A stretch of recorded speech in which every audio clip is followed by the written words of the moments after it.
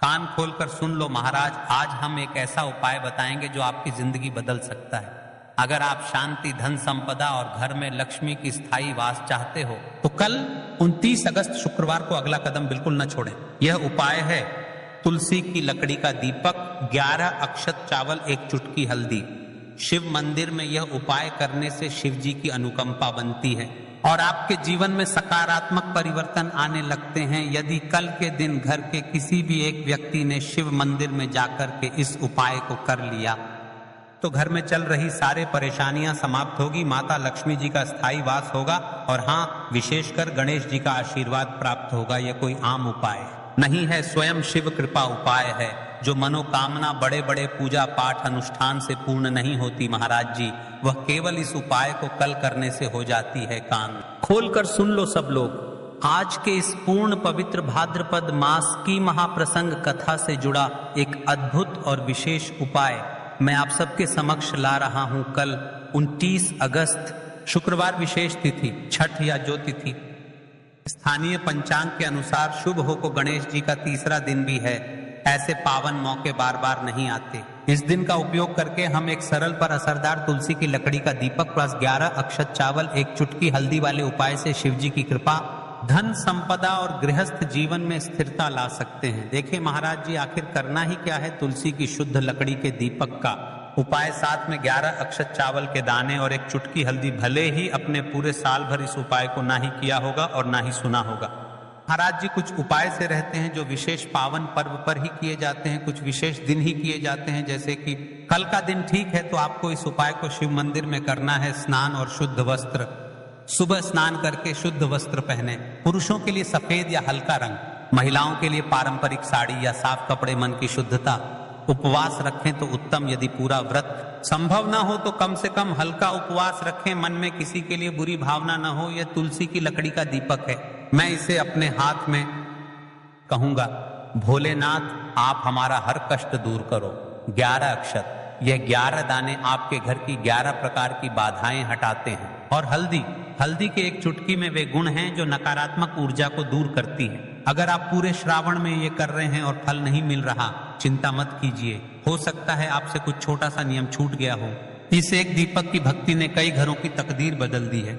आप भी करिए और भगवान देखिए कैसे चमत्कार होते हैं। आज की इस शिव महापुराण की कथा में, आज की इस व्यासपीठ पर पत्र आया है महाराज। पत्र से जानिए एक सच्ची कथा जिस महिला ने आस्था चैनल के माध्यम से सुनकर इस उपाय को किया था, उसके साथ क्या चमत्कार हुआ है। सावित्री माँ की कहानी। यह कहानी उपन्यासिक नाम पर आधारित है, पर उसी भावना के साथ आप इसे अपने वीडियो में रोचकता के लिए सुनाई। साल पहले की बात है।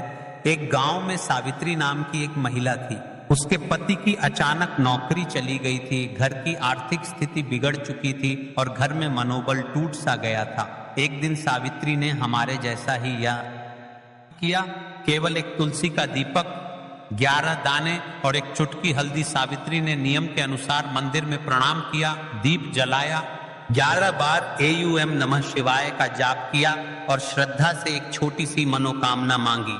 भगवान मुझे मेरे परिवार का संबल दीजिए। अगले ही महीने सावित्री के पति को एक नौकरी का मौका मिला। वह अचंभित थे। धीरे धीरे घर की आर्थिक दशा सुधरी, बच्चों के स्कूल के फीस आ गए और पुनः घर में हंसी गूंजने लगी।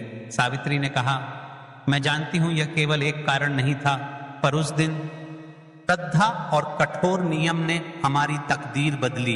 यह कहानी हमें यह सिखाती है कि सच्ची श्रद्धा और नियम से किया गया छोटा सा कर्म भी बड़े परिवर्तन ला सकता है। यदि आपने इस उपाय को कल शिव मंदिर में कर लिया या आपके घर के किसी भी एक सदस्य ने कर लिया तो देखिए महाराज जी क्या चमत्कार होंगे। शिव जी की अनुकंपा, मानसिक शांति, दुखों में कमी, धन संपदा में वृद्धि, व्यवसाय नौकरी में सुधार के बनने की संभावना बढ़ती है, कार्य में सफलता, रुके हुए कार्यों में गति मिलना, घर में लक्ष्मी का वास, पारिवारिक सुख समृद्धि व सौहार्द, आत्मिक दृढ़ता, मुश्किल समय में साहस और धैर्य बढ़ना, ध्यान। ये फल श्रद्धा और नियम के साथ किए जाने पर संभव होते हैं। भगवान का आशीर्वाद व्यक्तिगत कर्मों के साथ जुड़ा होता है, इसलिए सच्चा प्रयास, धर्म और सदाचार भी आवश्यक है। कल की वीडियो में जिन माताएं बहनों ने कमेंट किया था, आज वे लोग जान ले अपनी राशि से जुड़ा भाग्य। देखिए आज की 2 विशेष राशि है। सबसे पहले और विशेष राशि है तुला राशि। इन राशि वालों के लिए यह दिन विशेष रहेगा और आपको इस उपाय को अवश्य करना है। विशेषकर शिव जी की कृपा प्राप्त होगी और व्यापार में वृद्धि होगी। दूसरी ओर विशेष राशि है कर्क राशि। इन राशि वालों के जीवन में कोई नई खुशखबरी आने वाली है। यदि आप चाहते हैं कि शिव जी की कृपा आप पर बनी रहे तो आपको शिव जी से जुड़े रहना है और उपाय को अवश्य करना है। बाकी जो अन्य राशि वाले लोग हैं वह भी इस उपाय को कर सकते हैं। उनके लिए तो सबसे विशेष उपाय है। विशेष राशियों के लिए जो लोग में कमेंट कर चुके थे, यदि आप चाहें मैं अगली बार आपकी निजी राशि जैसे मेष, वृष, मिथुन के अनुसार और भी विशिष्ट निर्देश दे दूंगा। तो चलिए महाराज जी चलते हैं अब उस उपाय की तरफ जो आपको कल के दिन करना है। ठीक है, तो चलिए महाराज जी अब चलते हैं उसे विशेष उपाय की तरफ जो आपको कल के दिन करना है। किसी भी धार्मिक कार्य का प्रारंभ बिना गणपति पूजन के अधूरा है, इसलिए हम सबसे पहले विघ्नहर्ता, मंगलकर्ता, प्रथम पूज्य श्री गणेश जी को प्रणाम करते हैं। हे गणेश जी, हमारे जीवन से विघ्नों नाश करो, सुख, शांति और समृद्धि प्रदान करो। और आज जो उपाय हम करने जा रहे हैं उसमें कोई भी बाधा ना आने दो। वक्रतुंड महाकाय सूर्यकोटि संप्रभ निर्विघ्नम कुरु मे देव सर्व कार्येषु सर्वदा। देखिए महाराज जी, अब हम बात कर लेते हैं सबसे पहले उपाय के बारे में। तो देखिए, तुलसी की लकड़ी का दीपक, 11 चावल के दाने और 1 चुटकी हल्दी। तो सबसे पहले आपको हम दीपक के बारे में बताते हैं। तुलसी की लकड़ी का दीपक, तुलसी माता का वर्णन शास्त्रों में अत्यंत पवित्र माना गया है। तुलसी के बिना कोई भी पूजन अधूरा है। यद्यपि को तुलसी अर्पित नहीं की जाती, परंतु तुलसी की लकड़ी का उपयोग जब दीपक के रूप में किया जाता है तो यह विशेष ऊर्जा उत्पन्न करती है। यह दीपक भक्त की मनोकामना पूरी करने में सहायक होता है। अब देखिए महाराज जी, 11 चावल के दाने का महत्व जानिए। चावल शुद्धता और समर्पण का प्रतीक है। हर दाना अखंडता और पूर्णता का द्योतक है। 11 अंक स्वयं में शक्तिशाली है। यह एकता और आध्यात्मिक जागृति का प्रतिनिधित्व करता है। जब 11 चावल शिवलिंग पर अर्पित किए जाते हैं तो ये 11 इंद्रियों नियंत्रण और शुद्धिकरण करता है। मात्र 1 चुटकी हल्दी, 1 चुटकी हल्दी, हल्दी माँ भगवती का प्रिय है और यह सौभाग्य, आयुर्वेद और पवित्रता का प्रतीक है। शास्त्रों में कहा गया है कि जहाँ हल्दी का प्रयोग होता है वहां माँ लक्ष्मी का वास होता है। इसलिए जब इस हल्दी का प्रयोग शिव मंदिर में किया जाता है तो यह शिव शक्ति और लक्ष्मी दोनों की कृपा प्रदान करता है। कई सारे लोग प्रश्न करेंगे कि महाराज जी, ना ही शिव जी को तुलसी समर्पित कर सकते हैं और ना ही इस उपाय को किया जाता है। तो देखिए, इस उपाय को आपको शिव मंदिर की पर करना है। यह जो दीपक हम प्रज्वलित करेंगे यह शिव मंदिर की चौखट पर करेंगे। तुलसी का संबंध आध्यात्मिक शांति, मानसिक स्थिरता और रोग नाश से है। जब तुलसी की लकड़ी का दीपक जलता है तो घर या मंदिर के आसपास की नकारात्मकता तुरंत दूर हो जाती है। तो देखिए महाराज जी, आपको इस तुलसी की लकड़ी के दीपक के बारे में हम आपको सबसे पहले बताते हैं। हालांकि आपके तीनों उपाय को साथ में ही करना है, लेकिन सबसे पहले और प्रथम तुलसी की लकड़ी का दीपक। तो देखिए, तुलसी की लकड़ी प्राप्त करना। घर में तुलसी का पौधा है तो उसकी जड़ के पास की नरम लकड़ी लेनी है। यदि घर में तुलसी का पौधा नहीं है तो बाजार से भी तुलसी की लकड़ी खरीदी जा सकती है। कई सारे घरों में तुलसी का वृक्ष नहीं होता है, तो आप यह भी कर सकते हैं। ध्यान रहे, यदि आप किसी और के घर से ले रहे हैं तो उसे दक्षिणा अवश्य दें। बिना दक्षिणा के तुलसी लेना अशुभ माना जाता है। लकड़ी को तैयार करना, तुलसी की लकड़ी को छोटे टुकड़े में काटकर उसकी बत्ती बनानी है। उस बत्ती पर कपास रुई लपेटना है ताकि वह दीपक में ठीक से जल सके। अब यहाँ महाराज जी, कई सारे लोग प्रश्न करते हैं कि दीपक हमें आटे का लेना है या फिर हमें दीपक मिट्टी का लेना है। तो देखिए, आपको मिट्टी का दीपक का प्रयोग करना है क्योंकि हम तुलसी के लकड़ी के दीपक वाला उपाय कर रहे हैं। ठीक है, दीपक केवल मिट्टी का होना चाहिए। पीतल, कांसे या किसी और धातु का दीपक इस उपाय में उपयोग नहीं करना। मिट्टी का दीपक धरती तत्व का प्रतिनिधित्व करता है और यह शिव पूजन में सबसे उत्तम माना जाता है। अब देखिए महाराज जी, हमें तेल का किस प्रकार प्रयोग करना है। तो देखिए, तेल का प्रयोग इस दीपक का तेल या घी का प्रयोग करें। तिल का तेल पापों का नाश करता है और घी समृद्धि व शांति का वास कराता है। अब कई सारे लोग प्रश्न करते हैं कि महाराज जी, आपने हमें यह तो बताया ही नहीं कि कितने दीपक का उपाय करना है।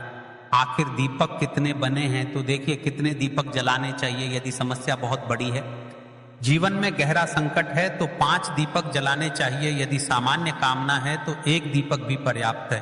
हर दीपक जलाते समय यह भावना रखें कि हे भोलेनाथ, यह दीपक मेरी अंधकारमय जीवन राह समय करे। जेके महाराज जी, तुलसी के लकड़ी के दीपक वाला उपाय है, यह कोई साधारण उपाय नहीं है। तो आपको क्या क्या सावधानी बरतनी है। दीपक को शिवलिंग पर प्रत्यक्ष रूप से न रखें, इसे मंदिर की चौखट पर या बनाए गए स्वस्तिक पर रखें। दीपक जलाते समय मन में शुद्ध भाव होना चाहिए। दीपक बुझने के बाद उसकी राख को पवित्र स्थान पर ही विसर्जित करें। महाराज जी, जैसे ही तुलसी की लकड़ी का दीपक जलता है, वैसे ही साधक को एक अलग ही शांति का अनुभव होता है। मन का तनाव समाप्त होता है, आंखें बंद। जब दीपक की लौ के सामने बैठते हैं तो लगता है कि यह लौ सीधे आत्मा से संवाद कर रही है। ये लौ मानो भगवान शिव के आशीर्वाद का प्रतीक बन जाती है।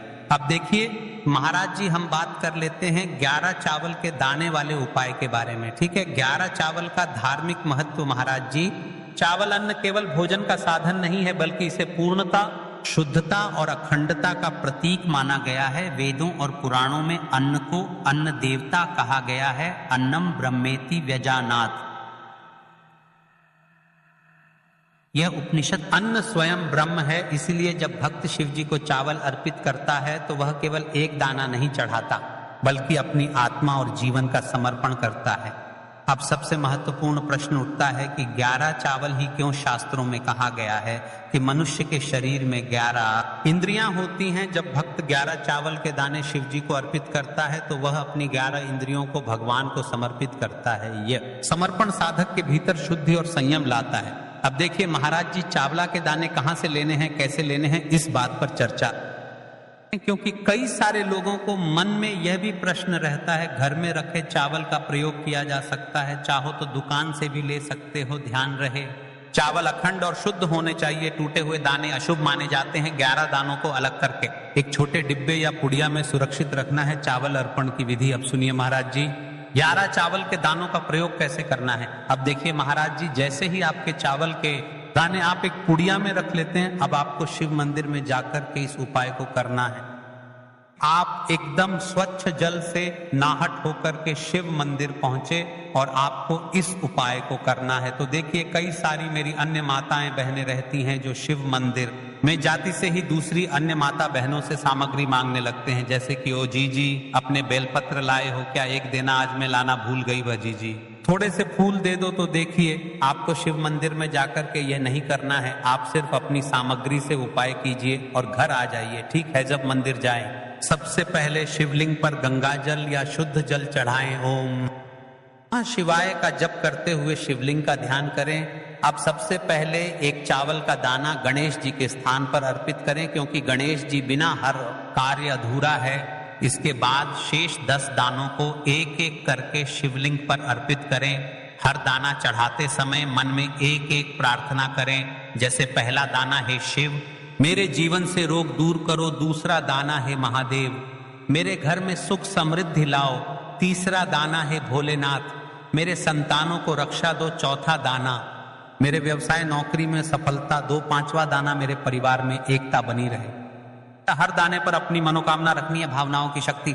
महाराज जी, ये ध्यान रखना बहुत जरूरी है कि चावल अर्पण करते समय मन शुद्ध होना चाहिए। अगर चावल चढ़ाते समय मन में संदेह होगा तो उपाय फल नहीं देगा, लेकिन यदि दानों को अर्पित करते समय हृदय से प्रार्थना होगी तो भगवान शिव तुरंत सुनेंगे। चावल का आध्यात्मिक प्रभाव चावल का रंग का प्रतीक है। जब सफेद चावल शिवलिंग पर चढ़ाए जाते हैं तो यह साधक के जीवन से अज्ञान और अशांति को मिटाकर ज्ञान और दान करता है। 11 दाने सामूहिक रूप से पूर्णता का भाव लाते हैं।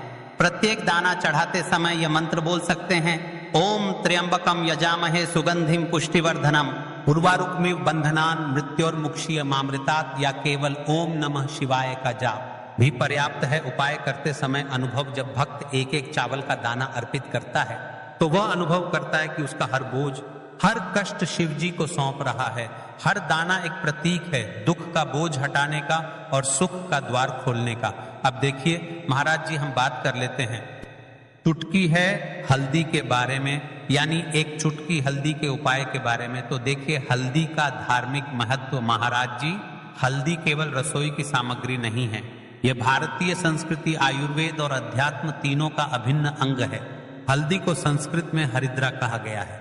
हरिद्रा शब्द का अर्थ है जो हर ले, रोग और अशुभता को दूर कर दे। शास्त्रों और पुराणों में हल्दी को मां लक्ष्मी का स्वरूप माना गया है। जहां हल्दी होती है वहां समृद्धि, सौभाग्य और सकारात्मक ऊर्जा का वास होता है। शादी ब्याह जैसे मंगल कार्यों में हल्दी का प्रयोग इसी कारण होता है। हल्दी को सर्व रोगनाशिनी कहा जाता है। केवल एक चुटकी ही क्यों, एक चुटकी का अर्थ है संकल्प और विश्वास। उपाय में परिमाण नहीं बल्कि भावना देखी जाती है। छोटी सी मात्रा में भी हल्दी अपार शक्ति प्रदान करती है यदि उसे श्रद्धा से अर्पित किया जाए। उपाय का श्रेष्ठ समय शास्त्रों में प्रत्येक उपाय का समय विशेष महत्व रखता है। इस दीपक और हल्दी चावल के उपाय को करने के दो मुख्य समय बताए गए हैं। देखिए महाराज जी, अब बात कर लेते हैं इन उपायों को एक साथ में करना है। और हाँ, इन उपायों को आपको किस समय करना है, सुबह के समय करना है या प्रदोष काल के समय करना है, या फिर आप हमसे ही प्रश्न करना चाहते हैं कि महाराज की सबसे उत्तम समय कौन सा है। तो देखिए, सबसे पहले हम बात कर लेते हैं सुबह के समय के बारे में। सूर्योदय से पहले का समय, जिसे ब्रह्म मुहूर्त कहते हैं, सबसे उत्तम माना जाता है। इस समय वातावरण शांत होता है, नकारात्मक ऊर्जा न्यूनतम होती है और साधक की एकाग्रता सर्वोच्च रहती है। सुबह शिव मंदिर में जाकर उपाय करने से दिन भर शुभता बनी रहती है। कि महाराज जी, हम बात कर लेते हैं प्रदोष काल के समय की। तो देखिए, जो प्रदोष काल का समय है, सूर्यास्त के समय और उसके बाद का लगभग 2.5 घंटे का समय प्रदोष कहलाता है। यह समय विशेष रूप से शिव जी को प्रिय है। प्रदोष काल में दीपक अर्पण करने से जीवन के सभी पाप और बाधाएं दूर होती हैं। शिव जी को प्रसन्न करने के लिए प्रदोष व्रत का उल्लेख भी पुराणों में है। इसलिए भक्त चाहे सुबह करें या संध्या प्रदोष काल में, दोनों ही समय यह उपाय अत्यंत प्रभावकारी होता है। उपाय करते समय सावधानियां, शुद्धता का ध्यान रखें। जाते समय मन और तन की शुद्धि बनाएं। स्नान करके ही उपाय करें। सकारात्मक भाव रखें। उपाय करते समय मन में कोई नकारात्मक विचार या संदेह न लाएं। दीपक ना बुझने दें। दीपक को ध्यान पूर्वक रखें ताकि वह स्वयं बुझे नहीं, अन्य से चर्चा न करें। उपाय करते समय उसे गुप्त रखें। यह व्यक्तिगत साधना का हिस्सा है। अन्नदान का संकल्प, उपाय के बाद यदि संभव हो तो किसी गरीब को अन्न या वस्त्र दान करें। देखिए महाराज जी, आपने उपाय तो कर, आप यहाँ पर शिव जी को प्रसन्न भी कर लिया। तो देखिए, इसी प्रकार से आपको कल के दिन इस उपाय को करना है। यदि आप भी अपनी राशि से जोड़ा भाग्य जानना चाहते हैं तो कमेंट बॉक्स में अपना नाम और अपनी राशि अवश्य लिखें। मिलते हैं फिर एक नई वीडियो के साथ। और हाँ, अपनी आसपास की अन्य मात्रा बहनों को यह वीडियो अवश्य शेयर करें ताकि वह भी इस उपाय को